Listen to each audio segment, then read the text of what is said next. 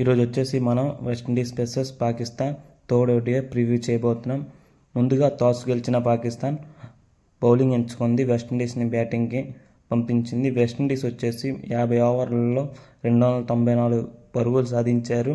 అలానే 6 వికెట్లు కోల్పోయారు. మెయిన్గా వెస్టిండీస్ టీం తరఫున టాప్ స్కోరర్ వచ్చేసి షై హోప్ నాట్అవుట్ 120 కొట్టాడు. అలానే జస్టిన్ గ్రీవ్స్ 43.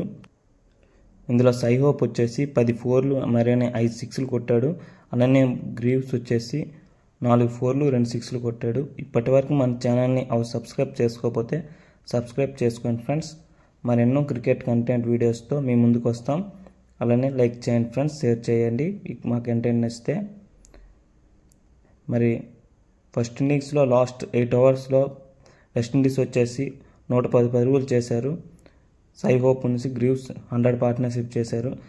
సెకండ్ బ్యాటింగ్ చేయడానికి వచ్చిన పాకిస్తాన్ 92కే ఆల్అవుట్ అయ్యారు. మ్యాక్సిమం అందరు ప్లేయర్స్ వచ్చేసి సింగిల్ డిజిట్కే అవుట్ అయిపోయారు. మెయిన్లీ ఇందులో వచ్చేసి సల్మాన్ ఆగ్ వచ్చేసి 30 రన్లు, అలానే మహమ్మద్ నవాజ్ వచ్చేసి 25 పరుగులు చేశారు. వీళ్ళిద్దరే 2 డిజిట్స్ స్కోర్ చేశారు. మిగతాలందరూ సింగిల్ డిజిట్కే పరిమితమయ్యారు. మెయిన్లీ వెస్టిండీస్ బౌలింగ్కి పాకిస్తాన్ బ్యాట్స్మెన్ చేతులు ఎత్తేస్తారు, ఎలా ఆడాలో తెలియలేక. మెయిన్గా వెస్టిండీస్ బౌలర్స్లో జెవన్ సెల్స్ 18 పరుగులకి 6 వికెట్లు తీసుకున్నాడు. ఈ బౌలర్ వచ్చేసి ఈ మధ్యన బాగా వేస్తున్నాడు వెస్టిండీస్ టీంకి.